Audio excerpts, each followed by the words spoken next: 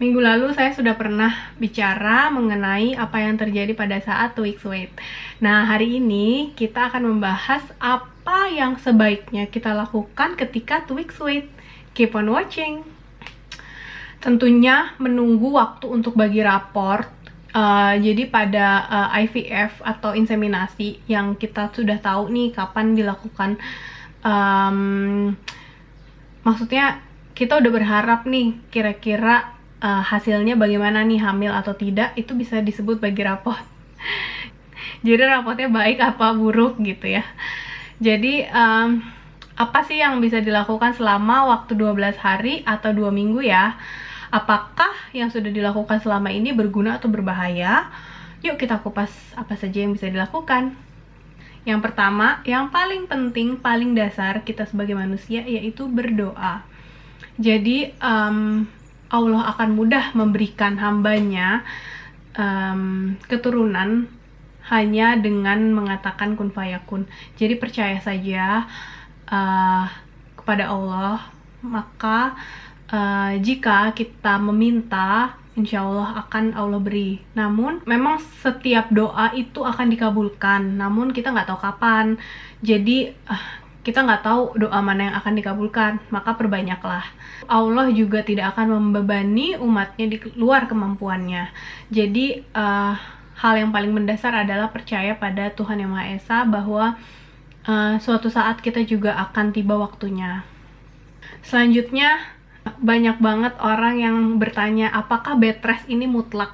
Bagaimana bed rest yang baik dan benar? Apakah saya bolak-balik keluar kamar mandi atau misalkan ke ruangan yang lain dalam satu rumah itu masih disebut bed rest atau tidak? Jadi sebetulnya bed rest itu pada sebuah penelitian, jadi bed rest setelah embrio transfer itu apakah berpengaruh negatif terhadap keberhasilan IVF atau tidak.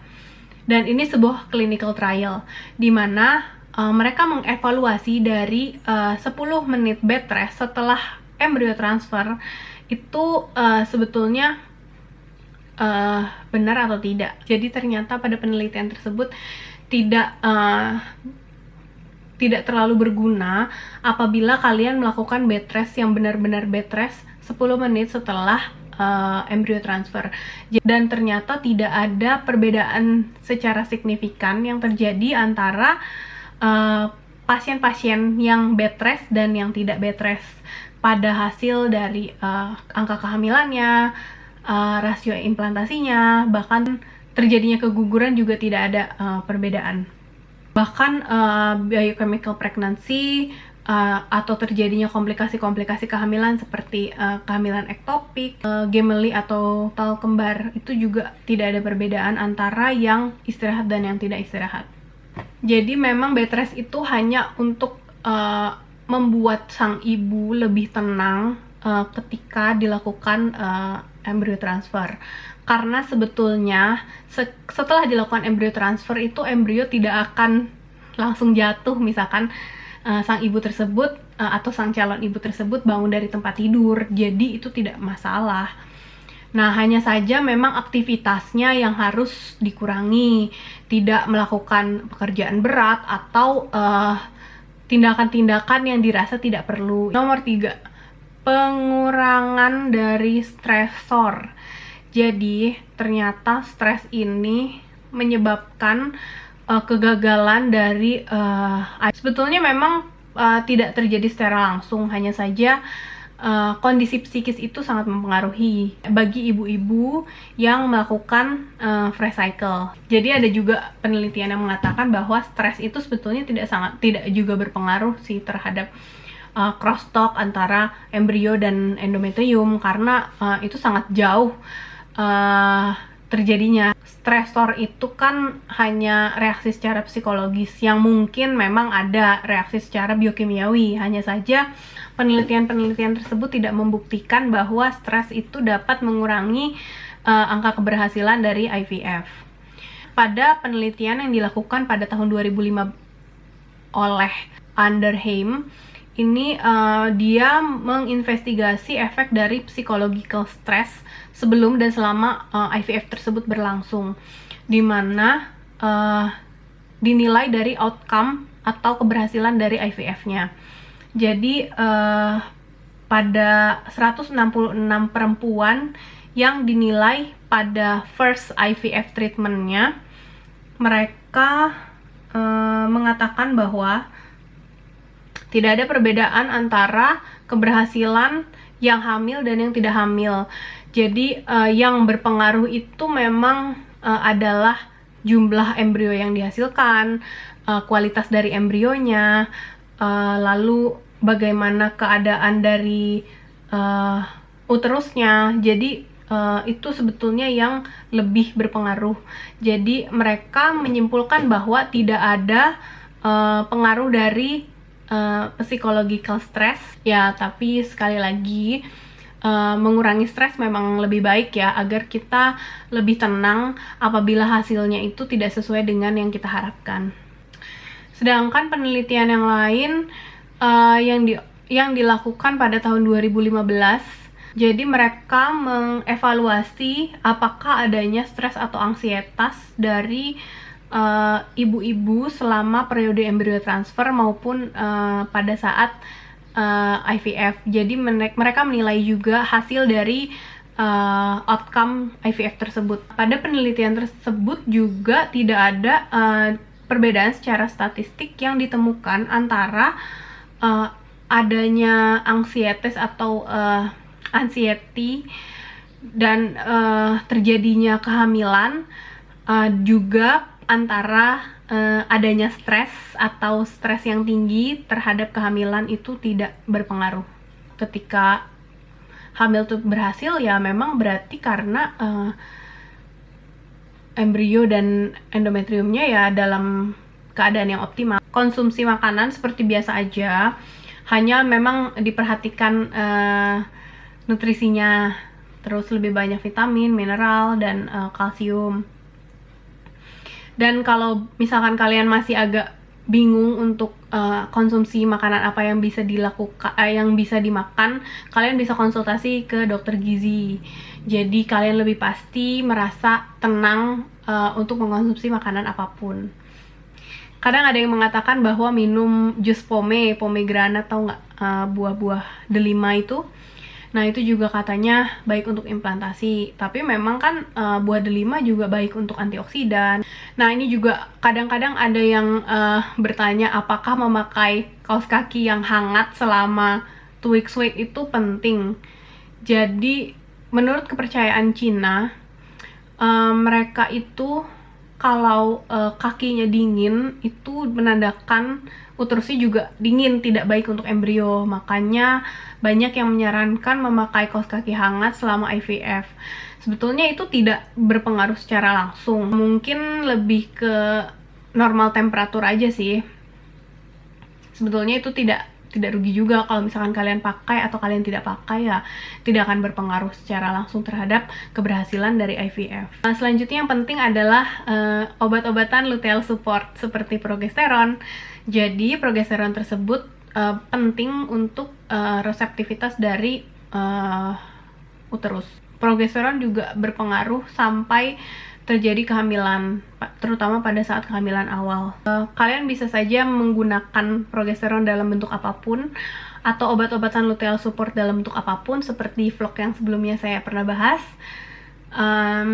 dan dengan cara apapun, melalui peroral, intramuskular disuntik, atau bisa dengan subkutan, atau mungkin kalian bisa menggunakan suppositoria atau dimasukkan langsung ke dalam vagina. Yang paling dasar dibutuhkan manusia adalah relax. Jadi santai, let it flow, lebih pasrah, itu yang akan lebih banyak berhasil dibandingkan orang-orang yang sangat worried gimana hasilnya, gimana keadaan jika hamil atau tidak. Mandi ini juga banyak banget yang sering ditanyakan, apakah mandi air hangat, air panas itu tidak boleh. Jadi mandi itu boleh saja, asal jangan terlalu panas.